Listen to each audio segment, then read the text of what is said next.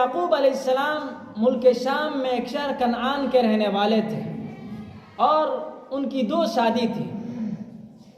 پہلی شادی سے 10 اولاد تھی۔ پھر جب ان کی وفات یعنی ان کی اہلیہ کی وفات ہو جاتی ہے تو انہوں نے دوسری شادی اپنی اہلیہ یعنی مرحومہ اہلیہ کی دوسری بہن سے دوسری شادی یعقوب علیہ السلام نے کی۔ پھر ان سے بھی 2 لڑکے ہوتے ہیں جن 2 لڑکوں کے نام یوسف اور بنیامین تھے۔ یعقوب علیہ السلام کو اپنے ان 2 لڑکوں سے زیادہ محبت تھی اور آپ ان 2 لڑکوں کا زیادہ خیال کرتے تھے۔ یہ فطری بات ہے کہ باپ کو اپنی کسی اولاد یا کسی لڑکے سے زیادہ محبت ہوتی ہے۔ یعقوب علیہ السلام نبی تھے، انہوں نے یوسف علیہ السلام کے اندر نبوت کی علامت اور اس کے آثار بھانپ لیے تھے، اس لیے ان سے کچھ زیادہ محبت تھی۔ ان دونوں بھائیوں سے یعقوب علیہ السلام کو زیادہ محبت تھی، اس کی وجہ سے ان کے جو 10 بھائی تھے یوسف علیہ السلام کے، وہ ان سے جلتے تھے اپنے بھائیوں سے، اور اس جلنے کا نتیجہ یہ تھا کہ یعقوب علیہ السلام زیادہ ان کی توجہ اپنے ان 2 لڑکوں کی طرف تھی۔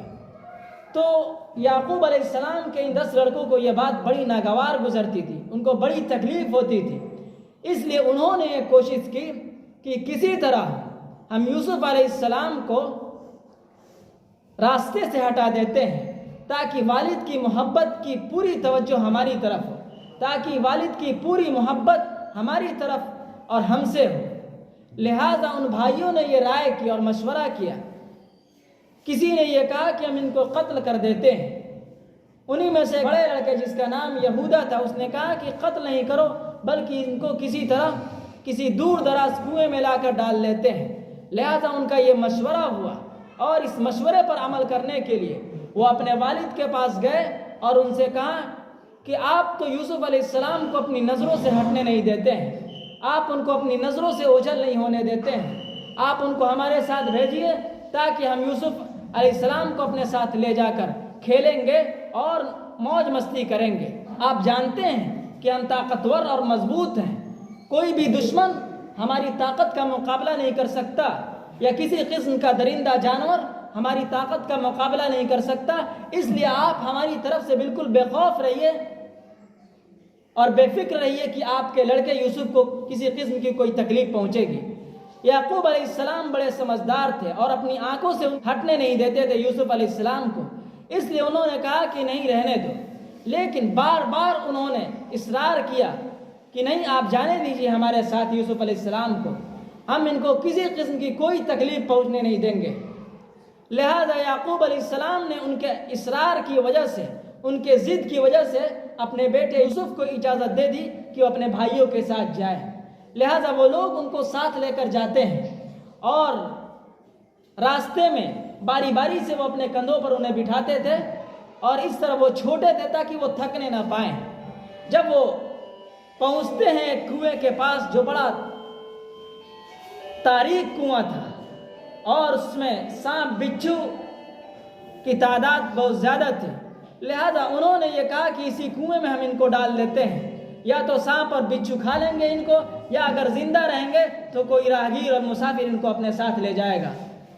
واقعہ کچھ اسی طرح ہوا کہ انہوں نے اپنے بھائی کو کنویں میں ڈال دیا اور گھر واپس ہوئے۔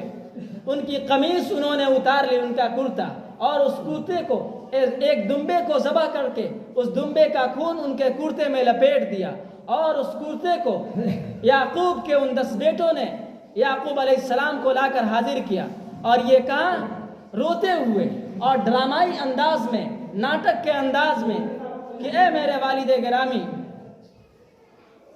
آپ مجھے معاف کر دیجئے، ہم لوگ کھیلنے کے چکر میں، کھیلنے کی دھن میں کچھ آگے نکل گئے تھے اور اپنے بھائی یوسف کو اپنے سامان کے پاس چھوڑ دیا تھا۔ اسی دوران ایک بھیڑیا آیا اور اس بھیڑیے نے آپ پر حملہ کر دیا اور آپ کو چیڑ پھاڑ کر کھا گیا۔ جب یوسف علیہ السلام کی قمیص ان کے والد کے پاس پیش کی جاتی ہے تو انہوں نے کہا کہ مجھے معلوم ہے کہ اس میں ضرور کسی قسم کا راز ہے، لیکن یعقوب علیہ السلام نے اپنے بیٹوں سے کچھ نہیں کہا کہ بات کچھ اور ہی ہے۔ لہذا وہ لوگ واپس ہو جاتے ہیں۔ याकूब अलैहिस्सलाम नबी थे, वो भाप गए कि क्या कोई ऐसा भी भेड़िया, चालाक भेड़िया और ऐसा हमदर्द भेड़िया हो सकता है जो इंसान को चीरे और उसके कपड़े को न फाड़े? क्या कोई ऐसा भी हमदर्द भेड़िया हो सकता है जो इंसान के जिस्म पर हमला करे और उसका कपड़ा सही सालिम रहे? लिहाजा वो समझ गए और समझदार थे, नबी थे, ज़हीन और फतीन थे, इसलिए अपने बेटों को कुछ नहीं कहा और कहा कि फसब्रुन जमील वल्लाहुल मुस्तआन अला मा तसिफून, कि सब्र ही बेहतर है और अल्लाह ताला तो खूब जान रहा है, वही मददगार है। जो कुछ तुम बयानबाजी यहाँ कर रहे हो, अल्लाह ताला ज़रूर इस चीज़ को वाज़ेह करेगा। लिहाजा याकूब अलैहिस्सलाम ने उनको कुछ नहीं कहा और वो सब्र करते रहे और पूरी ज़िंदगी वो यूसुफ अलैहिस्सलाम की जुदाई पर रोते रहे और रोते रोते उनकी हालत ये हो गई थी कि उनकी आंखों की बीनाई चली गई। वो भाई यानी याकूब के बेटे बार बार आपसे कहते हैं कि आप तो यूसुफ के गम में ऐसा लगता है कि अपनी जान दे देंगे। याकूब अलैहिस्सलाम रोते रोते उन्होंने अपनी आंखों की बीनाई खो दी अपने उस बेटे के गम में। बहरहाल यूसुफ अलैहिस्सलाम उसी कुएं में पड़े रहे जो इस कायनात को चलाने वाला है, उसके निज़ाम के तहत एक काफिला वहाँ से गुजरता है और यूसुफ अलैहिस्सलाम को बचाना अल्लाह को मकसूद था, इसलिए उस रास्ते से एक काफिला अपना रास्ता भटकता हुआ गुजरता है। उस काफिले में जो शख्स जिसकी जिम्मेदारी थी पानी लेने की, वो उस कुएं के पास जाता है और अपना डोल डालता है। तो यूसुफ अलैहिस्सलाम ने उस डोल की रस्सी को मजबूती से पकड़ लिया और वो काफिले का शख्स जो पानी लेने आया था, उसने जब डोल खींचा तो उसने देखा कि इसमें एक बच्चा है। तो उसने तेज आवाज से कहा, बुलंद आवाज से, या बुश्रा हादा गुलाम, ये कितनी बड़ी खुशखबरी है, ये कैसा हसीन और फतीन नौजवान ये बच्चा हमारे हाथ लगा है। यूसुफ अलैहिस्सलाम बच्चे थे और खूबसूरत थे, अभी बचपन का ये हाल था। और ख़ुद मोहम्मद सल्लल्लाहु अलैहि वसल्लम कहते हैं आपकी खूबसूरती को बयान करते हुए कि जब मेराज के सफ़र में आप सल्लल्लाहु अलैहि वसल्लम ने यूसुफ अलैहिस्सलाम को देखा तो आपने कहा कि इस शख्स को तो दुनिया की आधी खूबसूरती दे दी गई है। बहरहाल यूसुफ अलैहिस्सलाम के भाइयों को खबर पहुंची कि ये बच्चा या मेरा भाई काफिले के हाथ लग गया है। लिहाजा वो ये कहते हुए उनके पास पहुंचते हैं कि हमारा गुलाम है जो घर से भाग आया था, लिहाजा आप हमें दे दीजिए। लेकिन उन काफिले वालों को ये बच्चा हाथ लगा था। उन्होंने कहा कि ऐसे नहीं देंगे, बल्कि हम पैसा दो। उन्होंने ये अपनी जान छुड़ाने की खातिर, वो तो चाहते थे किसी तरह ये बच्चा या ये भाई हमारे वालिद के नज़रों से ओझल हो जाए। लिहाजा उन्होंने उस बच्चे को बेच दिया उनके हाथ और वो काफिला वाले उस बच्चे को यूसुफ अलैहिस्सलाम को ख़रीद कर लेकर चले गए। कम ही दाम में ख़रीद दिया, 40 दिरहम से कम ही में बेच दिया उनको। और काफिला वाले लेकर पहुँचते हैं और मिस्र के शहर में पहुँचते हैं। अब वहाँ उन्होंने बोली लगाई उस बच्चे को बेचने के लिए, यूसुफ अलैहिस्सलाम को बेचने के लिए। तो जो मिस्र का वज़ीर ख़जाना था उसने उस बच्चे को यानी यूसुफ अलैहिस्सलाम को ख़रीद लिया और उसके बाद उस वज़ीर ख़जाना ने अपनी अहलिया को कहा कि इस बच्चे की देख रेख करो और इसकी सही तरह से निगरानी करना। लिहाजा यूसुफ अलैहिस्सलाम उस वज़ीर ख़जाना के महल में परवरिश पाते रहे। जब यूसुफ अलैहिस्सलाम जवान होते हैं तो जो उससे अजीज़ मिस्र या वज़ीर ख़जाना की बीवी थी, वो यूसुफ अलैहिस्सलाम की खूबसूरती और उनके हुस्न पर फ़िदा हो गई और उसने यूसुफ अलैहिस्सलाम को इस बात की दावत दी कि वो किसी तरह उनके साथ नऊज़ुबिल्लाह बुरा फ़ेल करें। लिहाजा यूसुफ अलैहिस्सलाम ने जब ये वाक़या देखा, जब वज़ीर ख़जाना की औरत का ये मुतालबा देखा, तो फ़ौरन उनकी ज़ुबान से कोई और बात नहीं निकली। वो फ़ौरन भागे नहीं, बल्कि उन्होंने कहा माअज़ल्लाह, अल्लाह की पनाह। एक नबी जो अभी नबी नहीं बनाए गए थे, उनकी ज़ुबान से जो पहली बात निकलती है वो यही निकलती है कि अल्लाह की पनाह, अल्लाह हमें इस मुसीबत से बचाए। जो भी अल्लाह का नेक बंदा होता है, इसके सबसे पहला काम और सबसे पहली जिम्मेदारी ये होती है कि जब भी उस पर कोई मुसीबत आए, कोई आफत आए, कोई तकलीफ़ आए, तो पहले अल्लाह को पुकारे और अल्लाह से मदद मांगे। लिहाजा ऐसी मुसीबत में यूसुफ अलैहिस्सलाम ने सबसे पहले ये कहा माअज़ल्लाह, अल्लाह की पनाह, अल्लाह हमें इस आफत और मुसीबत से बचाए। फिर अल्लाह की मदद आई और यूसुफ अलैहिस्सलाम दरवाजे की तरफ बढ़े और کتابوں میں لکھا ہے کہ ہر دروازے پر زلیخا نے تالے لگوا دیے تھے تاکہ یوسف علیہ السلام اس کی چنگل سے بھاگ نہ سکے اور اس کی پکڑ سے بھاگ نہ سکے۔ لہذا اللہ کا وہ بندہ پہلے اس نے اللہ کی پناہ میں مانگی اور اللہ سے مدد مانگی، پھر دروازے کی طرف، جو ایک نبی اور ایک عام انسان کا ایک رویہ ہونا چاہیے کہ وہ اسباب کو اختیار کرے۔ اس اسباب کو اختیار کرتے ہوئے یوسف علیہ السلام دروازے کی طرف بھاگتے ہیں، دروازے کی طرف دوڑتے ہیں تو فوراً پھٹافٹ سارے دروازے کھلتے گئے اور پیچھے زلیخا دوڑاتی گئی اور یوسف علیہ السلام اس محل سے باہر ہو گئے۔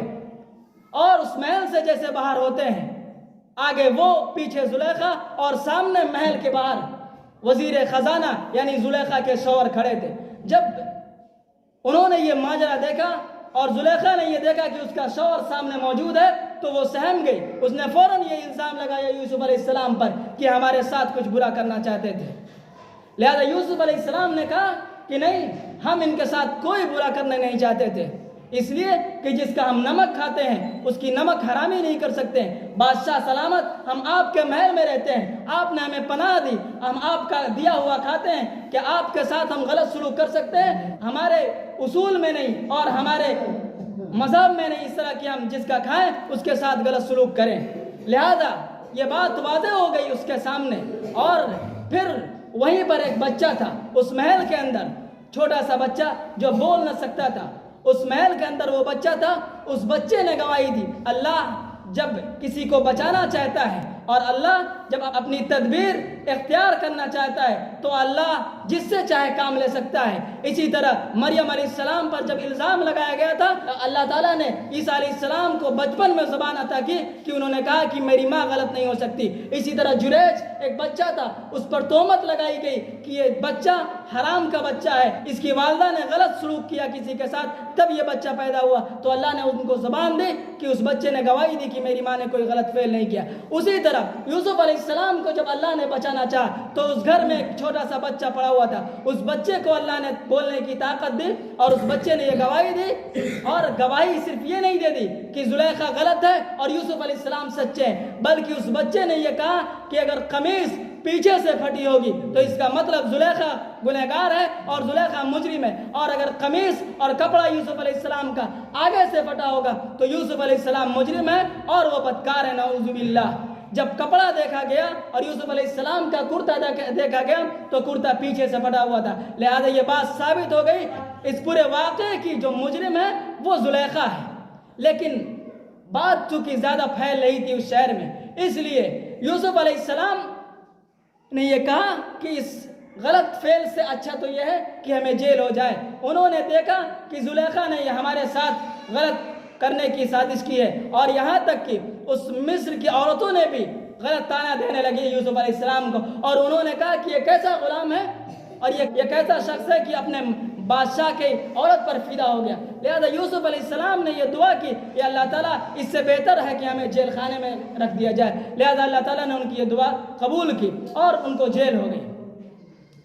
لیکن چونکہ بادشاہ جان چکا تھا کہ یوسف علیہ السلام بری ہیں، وہ گنہگار نہیں ہیں، وہ مجرم نہیں ہیں، وہ سچے ہیں، لیکن بات بہت زیادہ چرچے میں آ گئی تھی، اس لیے مناسب یہی تھا کہ ان کو جو ہے کچھ دنوں کے لیے جیل میں رکھا جائے تاکہ چرچا کچھ بند ہو جائے۔ لہذا یوسف علیہ السلام جیل میں رہتے ہیں، اور اسی جیل میں کچھ اور بہت سارے مجرم تھے۔ ان میں 2 مجرم ایسے تھے جنہوں نے بادشاہ کو زہر دینے کی کوشش کی تھی، اس کے نتیجے میں ان کو جیل میں ڈالا گیا تھا۔ وہ دونوں آپ کے پاس آتے ہیں یوسف علیہ السلام کے پاس، اور ان کو معلوم تھا کہ یہ نیک ہیں اور سچے ہیں، تو انہوں نے اپنی بات رکھی کہ ہم نے یہ خواب دیکھا ہے۔ تو اس خواب کی تعبیر یوسف علیہ السلام نے بتائی اور کہا کہ جب باہر نکلنا تو اپنے بادشاہ کے سامنے یہ بتانا کہ بادشاہ جو جیل میں قیدی ہے، جس کو آپ نے بغیر کسی جرم کے ڈالا ہے، وہ قیدی ایک سمجھدار انسان ہے اور وہ خوابوں کی تعبیر بتاتا ہے۔ کسی نے یہ خواب دیکھا تھا، اس کی تعبیر یوسف علیہ السلام نے یہ بتائی تھی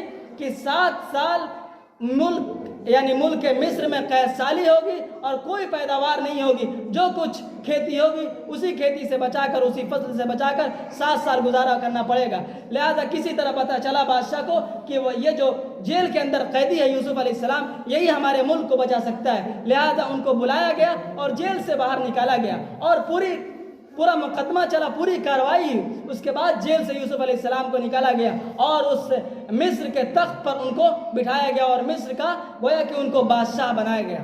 واقعہ بہت طویل ہے، انشاءاللہ آئندہ ہفتے اس واقعے کو پورا کیا جائے گا۔ آمین وآخر دعوانا ان الحمد للہ رب العالمین۔